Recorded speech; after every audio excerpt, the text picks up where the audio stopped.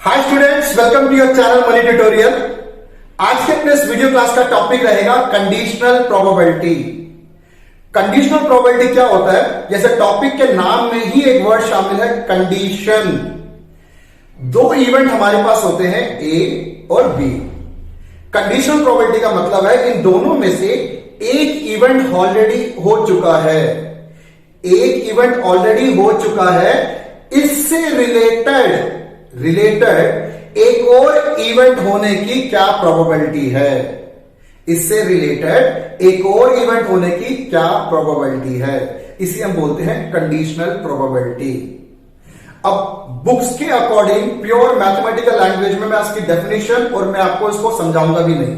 अगर मैं समझाने बैठ गया आपको बाउंस मार जाएगा, आपको ये टॉपिक जो है इंटरेस्टिंग लगेगा ही नहीं, तो इस काम पे हम नहीं जाएंगे। सबसे पहले मैं आपको बताता हूं इसमें क्या फॉर्मूला यूज होगा, फिर इसका पूरा का पूरा कंसेप्ट एक क्वेश्चन लेकर मैं आपको अच्छे से समझाऊंगा मैं, तब आपका इंटरेस्ट भी डेवलप होगा इसको समझने में। क्लियर है? चलो, कंडीशनल प्रोबेबिलिटी का फॉर्मूला बताने से पहले हमारा असली टॉपिक तो प्रोबेबिलिटी चल रहा है नहीं। प्रोबेबिलिटी का बेसिक फॉर्मूला कभी मत भूलना। क्या होता है वो? प्रोबेबिलिटी का मतलब यही होता है total number of favourable outcome divide by total number of possible outcome. इस बेसिक फॉर्मूले को थ्रू आउट द प्रोबेबिलिटी जरूर आप याद रखना। फेवरेबल आउटकम न्यूमरेटर में, total number of possible outcome denominator में। यह प्रोबेबिलिटी का एकमात्र फॉर्मूला है जो सभी टॉपिक्स पर यही अप्लाई होता है। क्लियर? चलो अब वापस अपने टॉपिक पे आता हूं, कंडीशनल प्रोबेबिलिटी। कंडीशनल प्रोबेबिलिटी का फॉर्मूला क्या होता है और कैसे लिखते हैं इसको, पहले आप ये समझो। Probability of A by B, इसको यूं भी पढ़ा जाता है probability of A given B. Given B, B already हो चुका है, अब उसकी क्या प्रोबेबिलिटी है कि ए हो। बी ऑलरेडी हो चुका है और बी से रिलेटेड एक और इवेंट है जिसका नाम है ए। अब ए की प्रोबेबिलिटी हमें निकालना है। क्लियर? ये कैसे निकालते हैं देखो, इसका फॉर्मूला होता है probability of A intersection B divide by probability of B.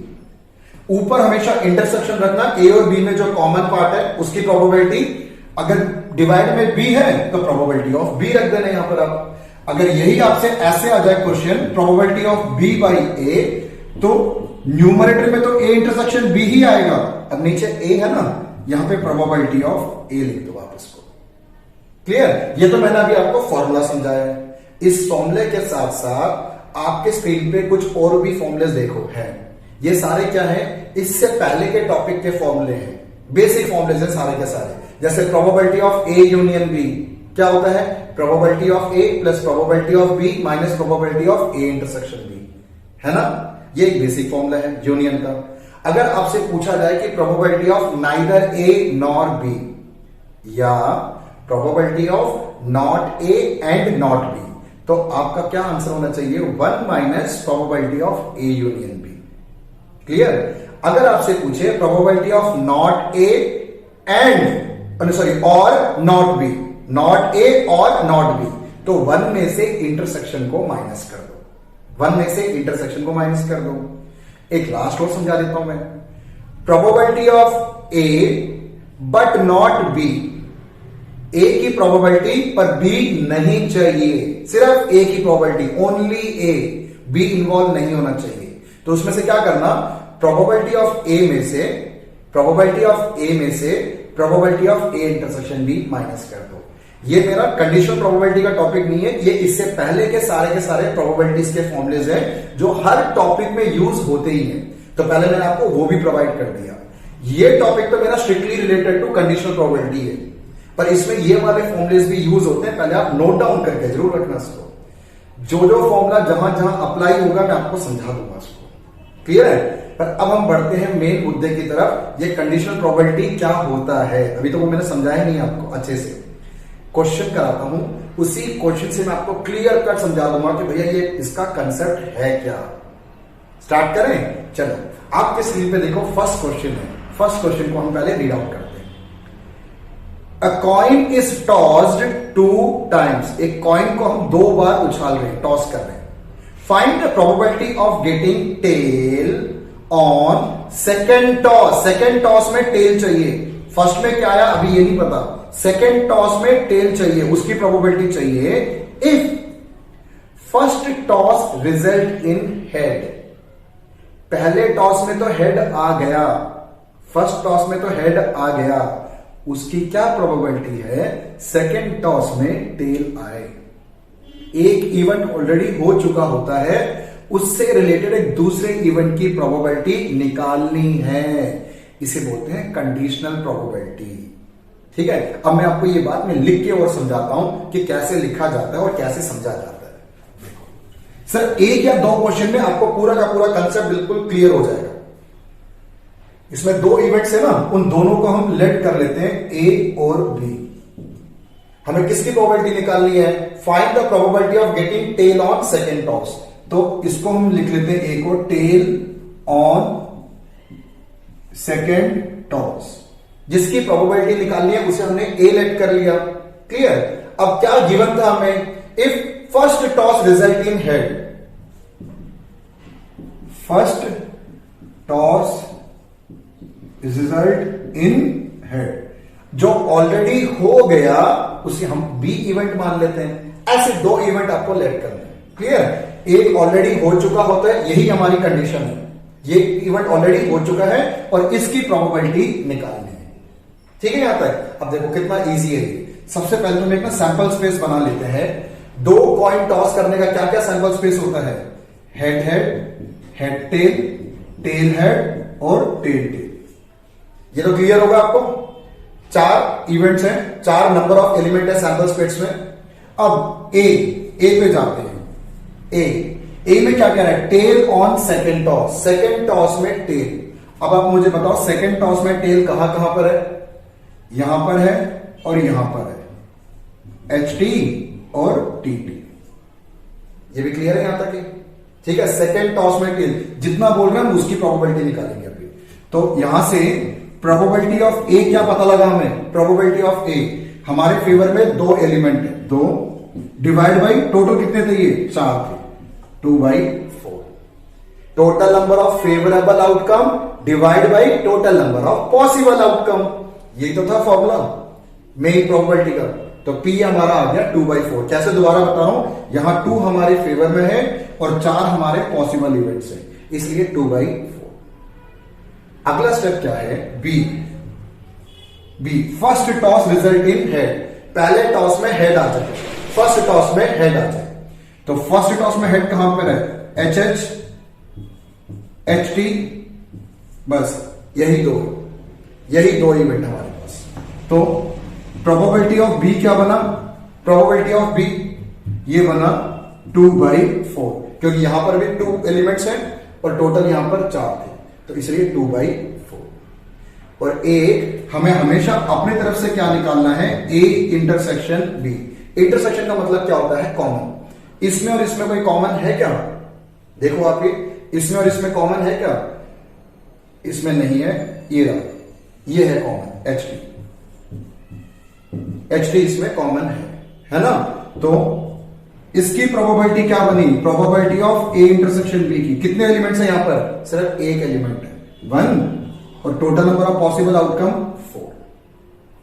Clear यहां तक भी। हमने क्या क्या निकाल लिया, प्रोबेबिलिटी ऑफ ए निकाला, प्रोबेबिलिटी ऑफ बी निकाला, probability of A intersection B. Intersection का मतलब होता है कॉमन, याद रखना इस बात को। इंटरसेक्शन का मतलब कॉमन। ये सेट आपके सामने है, ये सेट आपके सामने है, इन दोनों में से कॉमन एलिमेंट जो है वो आप यहां पे लिख लो उसको। 3 हो गया। अब बिल्कुल लास्ट स्टेप की तरफ हम बढ़ रहे हैं। लास्ट स्टेप आपसे क्या पूछा था, ए की प्रोबेबिलिटी पूछी थी अगर बी ऑलरेडी हो चुका हो, यही था ना। ए की प्रोबेबिलिटी निकालनी है if B has already happened. कैसे लिखना है, देखो, probability of A by B is equal to probability of A intersection B divide by probability of B. B नीचे तो बी डाल दो। अब ए इंटरसेक्शन बी कितना था हमारा, 1/4। अभी निकाला ना हमने। डिवाइड किससे करना है, प्रोबेबिलिटी ऑफ बी से, और प्रोबेबिलिटी ऑफ बी कितना है, 2/4। इसको हम 2/4 से डिवाइड कर लेते हैं। 4 से 4 कैंसल, आपका आंसर तैयार है 1/2। क्लियर है, इजी लगा ना आपको ये। बस एक दो क्वेश्चन आप और कर लो, एक दो क्वेश्चन से ये पूरा का पूरा कंसेप्ट और लिखने का तरीका आपको अच्छे से समझ आ जाएगा। क्लियर? चलो बढ़ते हैं क्वेश्चन नंबर 2 की तरफ। क्वेश्चन नंबर 2 ये कह रहा है अ family has 2 children. A family has 2 children. अच्छा, 2 बच्चे हैं, तो वो 2 बच्चे क्या क्या हो सकते हैं? Boy boy, boy girl, girl boy और गर्ल गर्ल। यही तो है 4 possibilities. A family has 2 children, what is the probability that both the children are boys? किसकी प्रोबेबिलिटी पूछ रहा है? वो दोनों के दोनों बॉयज हों, उसकी प्रोबेबिलिटी पूछ रहा है आपसे। Both the children are boys given that at least one of them is boy. और क्या गिवन है? कम से कम एक तो लड़का है, कम से कम एक तो लड़का है। उसकी क्या प्रोबेबिलिटी है कि दोनों ही लड़के हों? तो यहां पर अब 2 इवेंट आ गया। पहला ए, किसकी प्रोबेबिलिटी निकालनी है? बोथ आर बॉयज की। उसे आप क्या मान लो? ए लेट कर लो। बी, बी हमेशा क्या जो गिवन है उसे आप बी ले लो इवेंट को।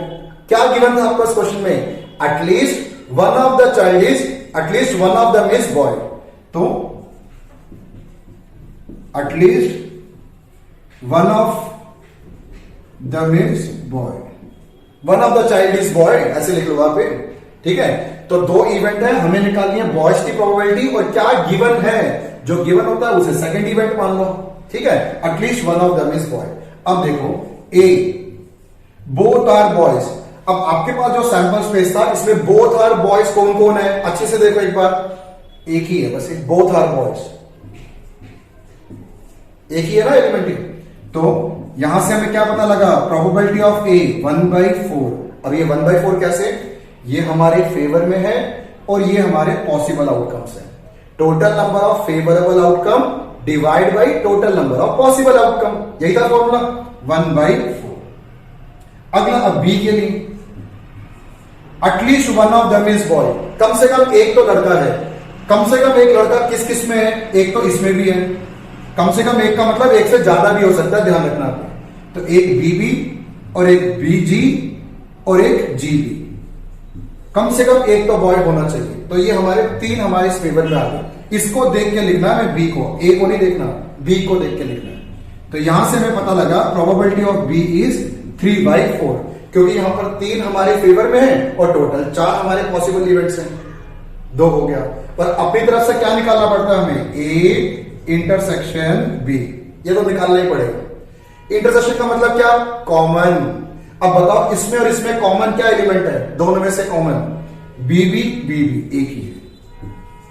तो probability of A intersection B क्या बना? 1/4, क्योंकि एक ही था common.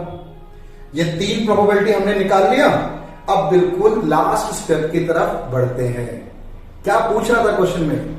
What is the probability that both the children are boys?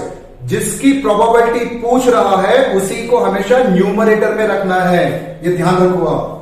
जिसकी प्रोबेबिलिटी पूछ रहा है उसको हमेशा न्यूमरेटर में रखना है।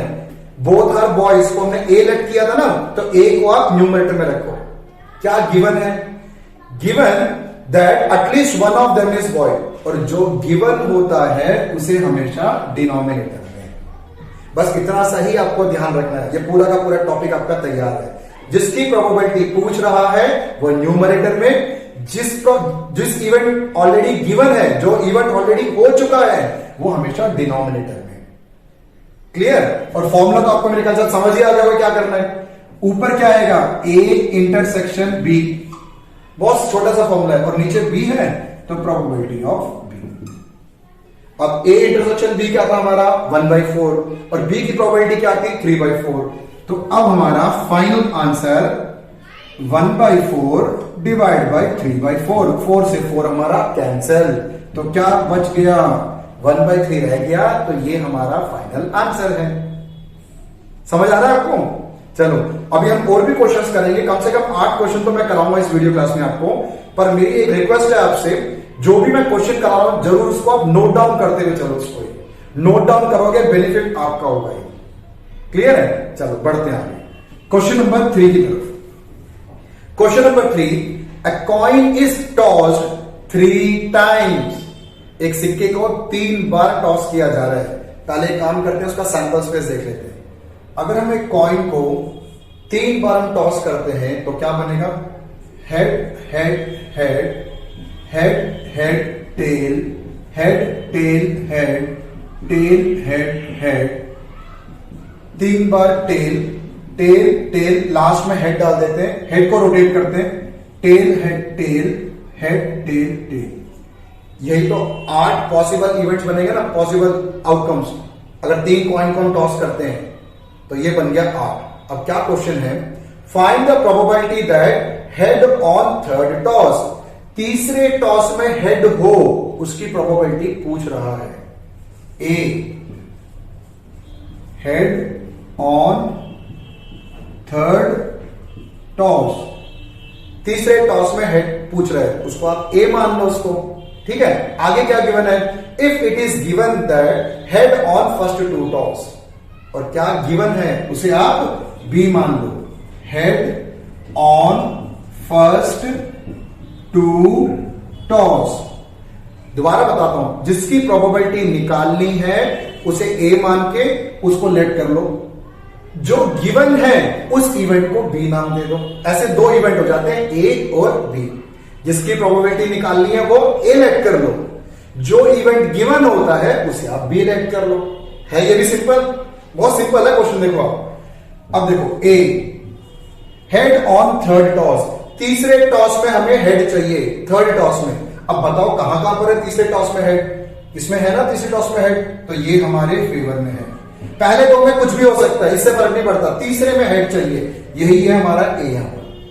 अगला इसमें नहीं है, इसमें है हेड टेल हेड, फिर टेल हेड हेड, तीसरे में हेड चाहिए, इसमें भी है टेल टेल हेड।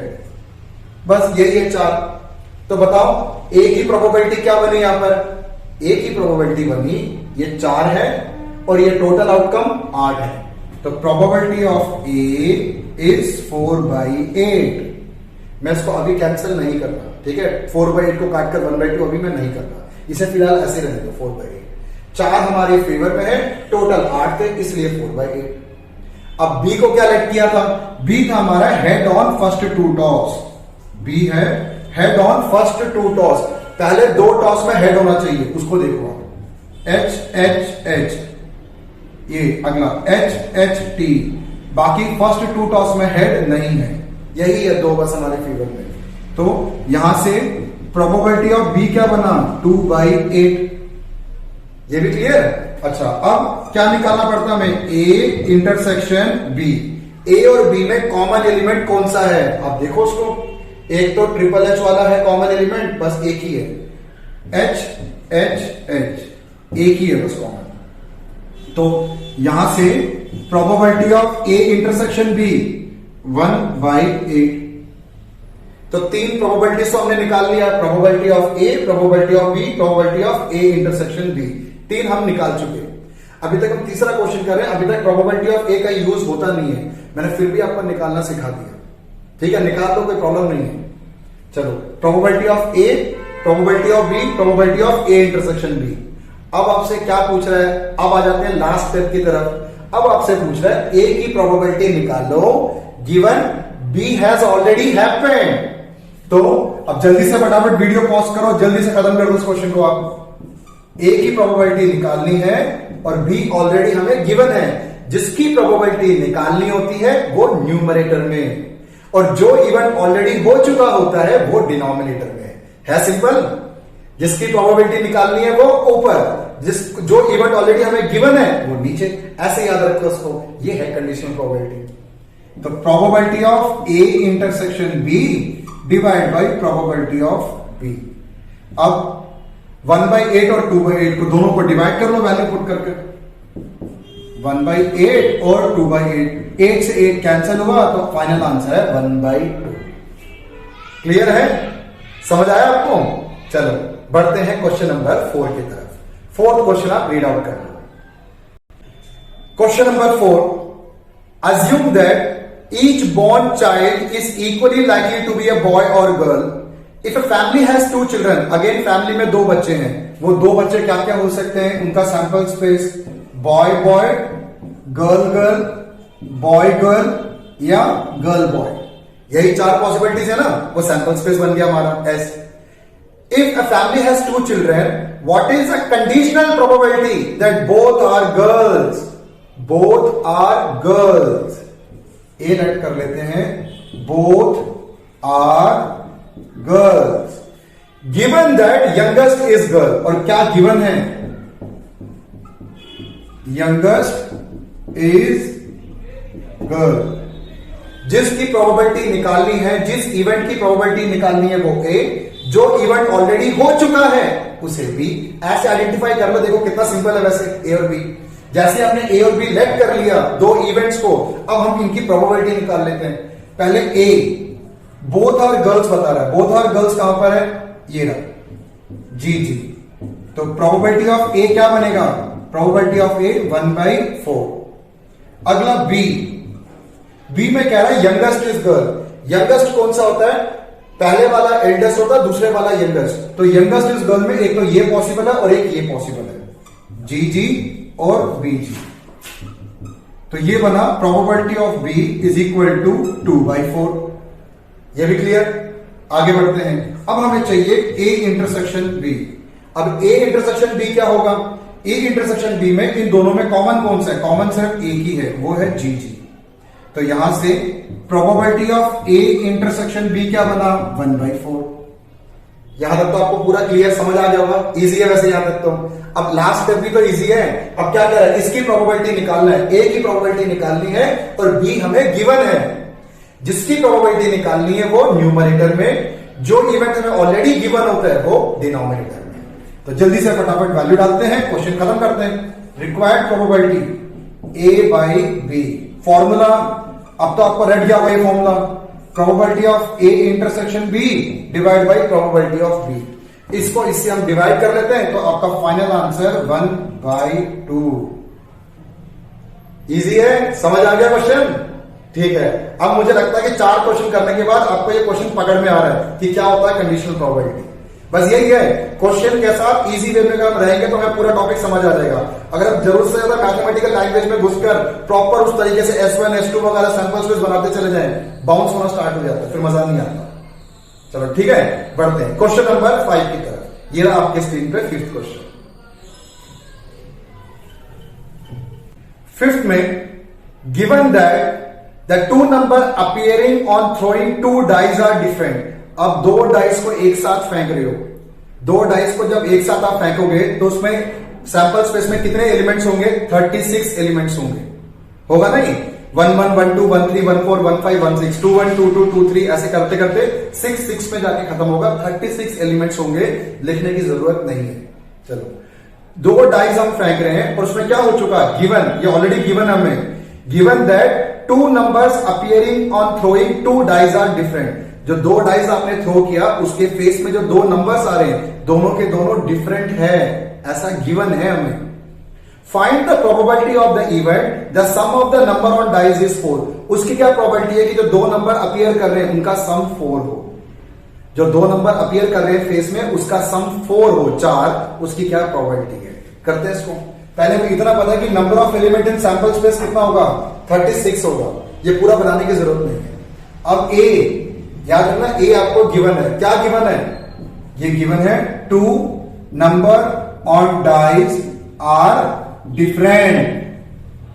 जो 2 नंबर डाइस में अपीयर कर रहे हैं दोनों के दोनों डिफरेंट है, ये आपको ऐसे गिवन है। अच्छा, और किसकी प्रोबेबिलिटी निकालनी है? प्रोबेबिलिटी निकालनी है the sum of the number is 4। Sum is 4, ठीक है। जो गिवन है उसे मैंने ए मान लिया और जिसकी प्रोबेबिलिटी निकालनी है वो इवेंट बी। ऐसे 2 इवेंट इजीली आइडेंटिफाई हो जाते हैं क्वेश्चन से, समझ आ गया होगा आपको। चलो अब A, 2 number on dice are different, 2 number है, दोनों डिफरेंट नंबर है, तो वो क्या क्या होंगे? अब बताओ, 1 1 होगा क्या? 1 1 नहीं होगा क्योंकि 1 और 1 तो सेम हो गया।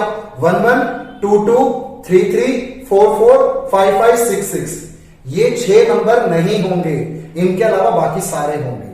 1 2 1 3 1 4 1 5 ऐसे करते करते करते लास्ट वाला कहां तक जाएगा? 6 5। 6 6 नहीं हो सकता ना, सेम हो जाएगा, 6 5 तक जाके रुकेगा। तो प्रोबेबिलिटी ऑफ ए, ऐसे कितने एलिमेंट्स हुए? देखो टोटल तो 36 होते हैं वैसे, उसमें से 1 1 2 2 3 3 4 4 5 5 6 6 ये 6 एलिमेंट नहीं होंगे। 36 में से 6 हटा लो तो बाकी कितने बचे? 30। 30 बाई 36 है। सिंपल, समझ आ गया आपको? सेम से मैंने हटा दिया तो बाकी जो बचा वो 30 है। अगला बी। अब बी में क्या बता रहा वो? सम इज 4, सम जो है वो 4 है। अब बताओ वो 36 हमारे जो एलिमेंट्स होंगे, ऐसे कौन कौन से 2 डिजिट्स हैं जिनको टोटल करने पे 4 आते हैं? देख लेते हैं। पहले मैं 1 से स्टार्ट करता हूं। पहला 1 तो अगला 3, 1 प्लस 3 4 होता है। और बताओ क्या पेयर बनेंगे? 2 और 2, ये भी पॉसिबल है। 2 प्लस 2 4 होता है। और 3,1, 3 प्लस 1 भी 4 होता है। बस यही तो 3 इवेंट्स है हमारे पास, इनको ऐड करने से सम 4 बने। तो इसकी प्रोबेबिलिटी क्या बनी? Probability of B 3/36। ए की प्रोबेबिलिटी 30/36, बी की प्रोबेबिलिटी 3/36। क्लियर? अब एक और क्या करना पड़ता है हमें? ए इंटरसेक्शन बी। ए और बी में कॉमन एलिमेंट कौन सा है? ए और बी में कॉमन एलिमेंट देखो कौन सा है। एक तो 1 3 है और एक और 3 1 भी अंदर होगा। 2 2 नहीं हो सकता ए में, क्योंकि 2 2 तो सेम हो गया ना, सेम डिजिट तो है ही नहीं ए के अंदर। तो 2 ही एलिमेंट कॉमन है, एक 1 3 और अगला 3 1। तो probability of A intersection B बना 2/36। अब लास्ट स्टेप की तरफ बढ़ते हैं। अब देखो ये हमें गिवन है ए और बी की प्रोबेबिलिटी पूछ रहा है। और प्रोबेबिलिटी का रूल क्या होता है? जिसकी प्रोबेबिलिटी आपसे वो फाइंड करने को कह रहा है उसे आप न्यूमरेटर में रखना, और जो इवेंट ऑलरेडी हो चुका होता है, जो गिवन होता है, गिवन वाले को डिवाइड में रखना होता है। मतलब क्या गिवन है यहां पर? हमें गिवन है ए, जो गिवन है वो डिवाइड में, जिसकी प्रोबेबिलिटी पूछ रहा है वो न्यूमरेटर में। सिंपल।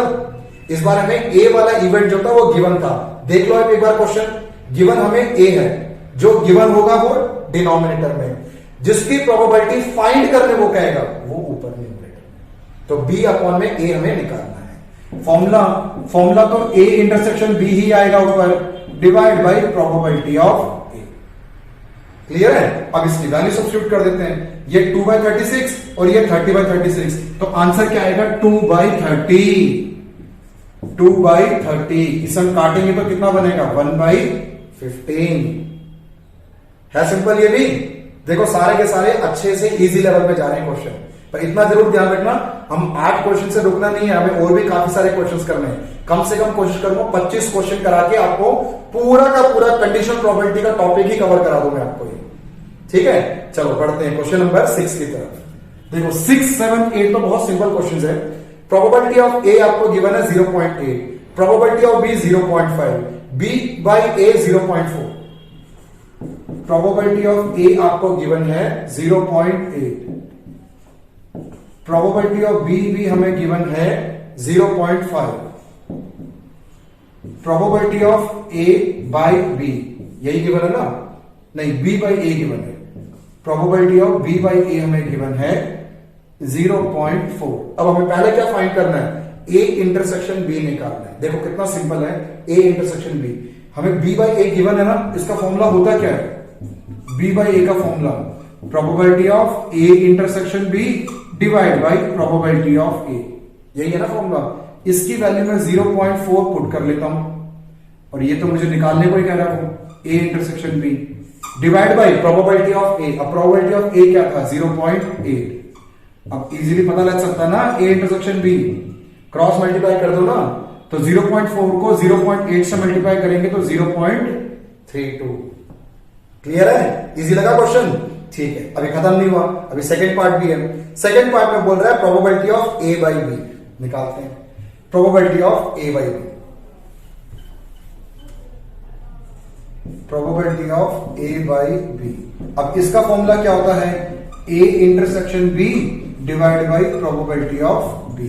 इंटरसेक्शन तो अभी हमने निकाला 0.32 है ना, और प्रोबेबिलिटी ऑफ बी क्या था हमारे पास? 0.5।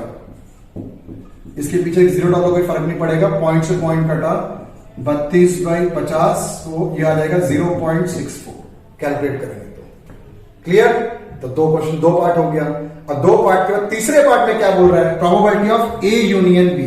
ठीक है, probability of A union B. इसका फॉर्मूला जब हमारा ये वीडियो स्टार्ट हुआ था तभी मैंने आपको लिखा था ए यूनियन बी, पता नहीं कितनी बार पूछा जाता है ये तो ये बेसिक फॉर्मुलेस कंडीशनल प्रोबेबिलिटी के पहले वाले जो टॉपिक्स हैं उसके फॉर्मुलेस को अच्छे से आप याद करना, कई जगह पे यूज होता है। तो जैसे अभी यहां पूछ लिया A union B, probability of A plus probability of B minus probability of A intersection B, यही है फॉर्मूला।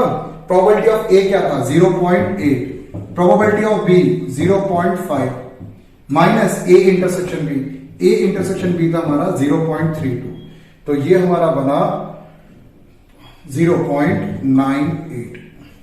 ठीक है, तो ये हमारे तीनों पार्ट तैयार है। क्लियर है ना, ये स्टेटमेंट फॉर्म नहीं है, ये बिल्कुल स्ट्रेट फॉरवर्ड क्वेश्चन था। ये क्वेश्चन तो ज्यादा बढ़िया लगता है, इसमें ज्यादा कुछ सोचना ही नहीं होता, डायरेक्ट फॉर्मूला अप्लाई करो, क्वेश्चन खत्म करो उसको। क्लियर, चलो बढ़ते हैं क्वेश्चन नंबर 7 की तरफ। क्वेश्चन नंबर 7 रीड आउट करूंगा। 7 क्वेश्चन में कह रहा है evaluate probability of A union B, A union B हमें फाइंड आउट करना है। ठीक है, if 2 times of probability of A is equal to probability of B is equal to 5/30, 2 times of probability of A is equal to probability of B equal to 5/30। ये एक हमें equation given है। यहां से काम करते हैं, सबसे पहले हम पी ए और पी बी की वैल्यू निकालते हैं, प्रोबेबिलिटी ऑफ ए और प्रोबेबिलिटी ऑफ बी की। ये क्या गिवन है यहाँ पर 2 टाइम्स ऑफ प्रोबेबिलिटी ऑफ ए, और ये किसके इक्वल है 5/13 के। तो बताओ प्रोबेबिलिटी ऑफ ए कितना हुआ, ये 2 कहां जाएगा, डिवाइड में जा सकता है नहीं। ठीक है, तो ये बना 5/26, प्रोबेबिलिटी ऑफ ए 5/26। अब प्रोबेबिलिटी ऑफ बी तो इसमें तो कुछ नहीं करना, ये तो 5/13 लेके चलेंगे। क्लियर, चलो और आगे क्या इंफॉर्मेशन हमें गिवन है, आगे गिवन है हमें probability of A by B is 2/5, probability of A by B is 2/5। हम इसको यूज करके इंटरसेक्शन फाइंड आउट कर लेते हैं। कैसे, probability of A by B का क्या फॉर्मूला होता है, probability of A intersection B divide by probability of B, यही होता है ना। इसके प्लेस पे मैं ये वैल्यू डाल देता हूं 2/5, ये मुझे इंटरसेक्शन नहीं मालूम, और ये प्रोबेबिलिटी ऑफ बी 5/13। क्लियर, तो अब इसको हम क्रॉस मल्टीप्लाई कर देते हैं। तो क्रॉस मल्टीप्लाई करेंगे तो कितना रहेगा, probability of A intersection B, ये 5 से 5 कट जाएगा 2/13, ए इंटरसेक्शन बी 2/13 आ गया। ये भी क्लियर आपको यहां तक, इंटरसेक्शन हमें मिल गया, ए ये रहा और बी ये रहा। अब हमें निकालना क्या, फाइनली हमें फाइनली निकालना है evaluate probability of A union B. जो पिछले क्वेश्चन में फॉर्मूला यूज किया था ना, वही सेम फॉर्मूला फिर से यूज करेंगे। Probability of A union B, probability of A plus probability of B minus probability of A intersection B. Value put करते हैं, ए की प्रोबेबिलिटी क्या था 5/26, अब इसको रब करता हूं। बी की प्रोबेबिलिटी 5/13 और इंटरसेक्शन अभी हमने निकाला है 2/13। एलसीएम 26, यहां तो 5, इसको 26 लाने के लिए 2 से इंटू करना पड़ेगा, इसको भी 2 से इंटू, तो कितना हुआ आपका आंसर, ये हुआ 11/26। समझ आया क्वेश्चन आपको? ठीक है, तो बढ़ते हैं इस वीडियो क्लास के लास्ट क्वेश्चन की तरफ। 8th question, question number 8, probability of A है 6/11, प्रोबेबिलिटी ऑफ बी है 5/11, ए यूनियन बी है 7/11, यूनियन गिवन है। ठीक है, find probability of A intersection B. ठीक है, तो सिंपल है, पहले तो probability of A union B का formula probability of A plus probability of B minus probability of A intersection B, यही होता है। अब यूनियन हमें क्वेश्चन में ऑलरेडी गिवन है, ये है 7/11, प्रोबेबिलिटी ऑफ ए है 6/11, प्रोबेबिलिटी ऑफ बी है 5/11, और ये हमें फाइंड आउट करना है। निकाल लेते हैं, ये माइनस वाली टर्म अगर हम ऑपोजिट साइड में शिफ्ट करें तो क्या होता है, प्लस हो जाता है। तो probability of A intersection B, तो 6 और 5 11 में से 7 गया तो 4/11, तो ए इंटरसेक्शन बी तो आ गया 4/11। फर्स्ट पार्ट तैयार है आपका। सेकेंड पार्ट में बोल रहा है probability of A by B. ठीक है, ये भी बहुत सिंपल है, probability of A by B, probability of A intersection B divide by probability of B. Intersection just अभी हमने फाइंड आउट किया है 4/11 divide by probability of B, ये था 5/11, 11 से 11 कैंसिल, इसका आंसर है 4/5। 4/5, 11 तो कैंसिल हो गया ना, तो 4 और 5 रह गया। ये सेकंड पार्ट का आंसर है। बिल्कुल लास्ट पार्ट की तरफ मूव कर रहे हैं। लास्ट में पूछ रहा है प्रोबेबिलिटी ऑफ B/A। ठीक है, प्रोबेबिलिटी ऑफ B/A फॉर्मूला तो सिमिलर ऐसे ही रहेगा, पर नीचे क्या आ जाएगा, नीचे आ जाएगा प्रोबेबिलिटी ऑफ A। तो इसकी प्रोबेबिलिटी तो 4/11 और A की प्रोबेबिलिटी 6/11, तो दोनों को 11 से 11 कट गया, 4/6 और फाइनल आंसर 2/3। जल्दी से हो गया क्वेश्चन। ज्यादा मैंने डिटेल में समझाने की कोशिश नहीं करी, मुझे आई होप कि आपको समझ आ गया पूरा। क्लियर है ना? चलो, तो इस वीडियो क्लास को तो मैं इसी क्वेश्चन से मैं क्लोज करता हूं, पर आपको जाने से पहले ये 8 क्वेश्चन आप एक बार अच्छे से प्रैक्टिस करना, और इसके कॉन्टिन्यूशन में लगे हाथ आप पार्ट बी भी देख लो। आप सेकेंड पार्ट में भी मैंने काफी अच्छे लेवल के क्वेश्चन कर रखे हैं। तो टोटल हम इस टॉपिक में से 25 क्वेश्चन करेंगे, और 25 बहुत ही बढ़िया लेवल के क्वेश्चन है। ये टॉपिक आपका पूरा का पूरा क्लियर हो जाएगा। कुछ और हेल्प बुक वगैरह कहीं और जाने की कोई जरूरत ही नहीं। 25 क्वेश्चन कर लो, कंडीशनल प्रोबेबिलिटी आपकी पूरी कंप्लीट हो जाएगी। ठीक है, मैं मिलता हूं आपसे नेक्स्ट वीडियो में कुछ और अच्छे क्वेश्चंस लेकर। तब तक आप इन क्वेश्चंस की प्रैक्टिस करते रहना और खुश रहना। और हाँ, जाने से पहले अगर आपको मेरा वीडियो अच्छा लगा हो, आपने वाकई कोई नॉलेज गेन किया हो, तो प्लीज लाइक, शेयर और सब्सक्राइब आप जरूर करना।